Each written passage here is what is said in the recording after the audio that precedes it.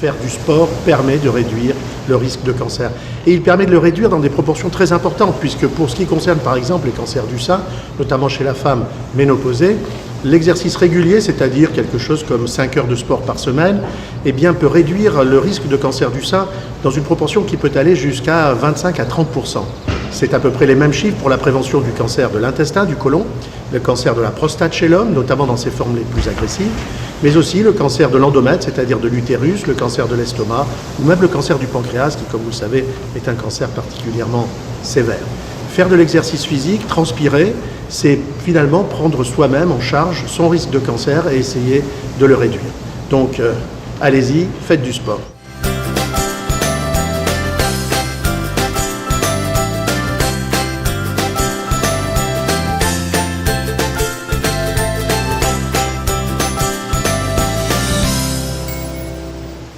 Cette activité physique doit faire partie intégrante de notre mode de vie.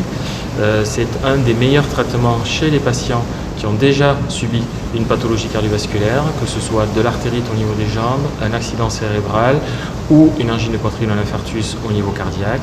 Mais c'est aussi, chez tous les sujets sains, le meilleur moyen de retarder les échéances ou d'éviter la survenue d'un épisode cardiovasculaire.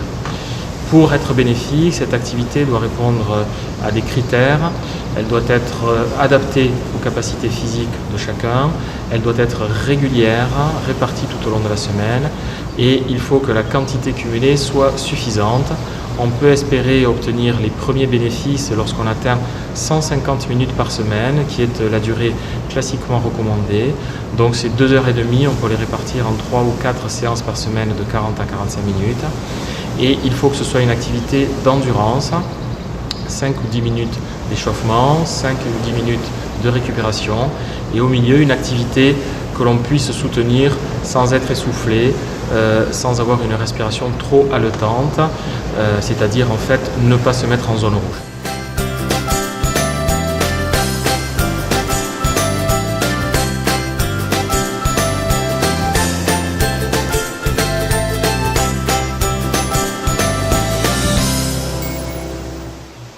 On a acquis sa masse osseuse à l'âge de 20 ans et ensuite on ne fait qu'éviter de perdre de la masse osseuse. Hommes et femmes, nous perdons de la masse osseuse, mais surtout les femmes, notamment après la ménopause, avec le risque qu'on connaît très important de fractures et notamment de fractures du col du fémur et de dépendance.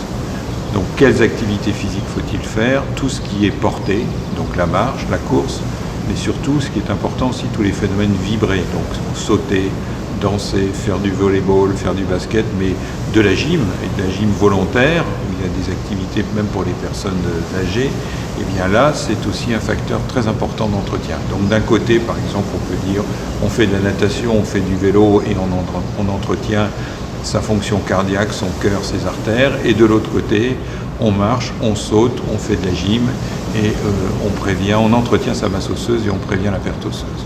Vous savez, en tant que médecin, moi j'ai connu la période où, quand on était malade, il ne fallait pas bouger.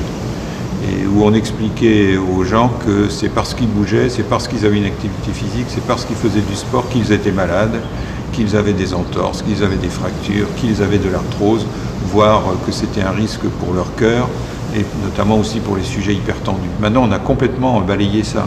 Toutes les études menées dans le monde entier dans les 5 et 10 dernières années, et elles sont très très nombreuses, montrent exactement l'inverse. C'est que c'est la sédentarité qui est un danger majeur pour notre société et que le sport et l'activité physique, c'est un excellent médicament.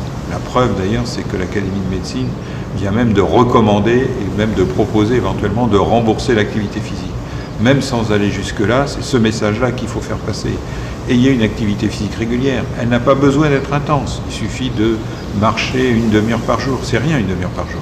C'est abandonner sa voiture à un quart d'heure de son lieu de travail si on travaille. C'est aller faire ses commissions à pied. Donc ayez 30 minutes d'activité physique régulière par jour. Ayez une activité physique qui vous plaît, parce que ça c'est quelque chose d'important. Et vous êtes certain que vous lutterez contre un certain nombre de maladies, que vous préviendrez certaines pathologies, que vous guérirez mieux ou que vous supporterez mieux les maladies dont vous êtes malheureusement victime, et ça arrive pour tout le monde, et que vous aurez en vieillissant une meilleure qualité de vie.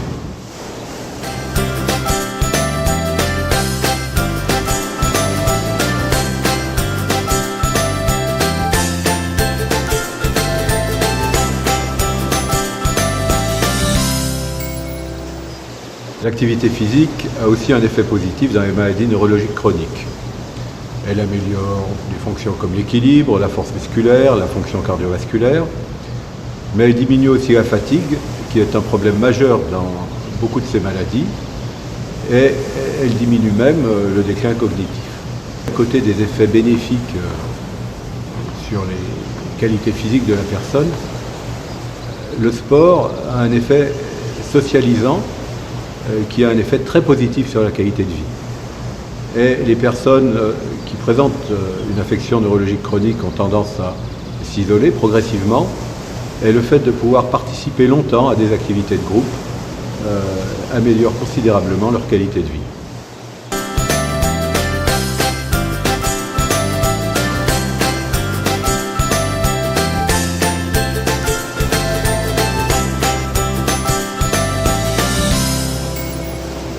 Tous ces gens, tous ces Français, tous ces patients qui sont gênés par l'apparition de facteurs favorisants ou qui ont déjà des pathologies chroniques, j'ai un conseil à leur donner, c'est aussi de se prendre en main eux-mêmes, de demander conseil aux professionnels de santé existants, les médecins, les kinés, les infirmières qu'ils ont autour d'eux quand ils sont dans l'interrogation.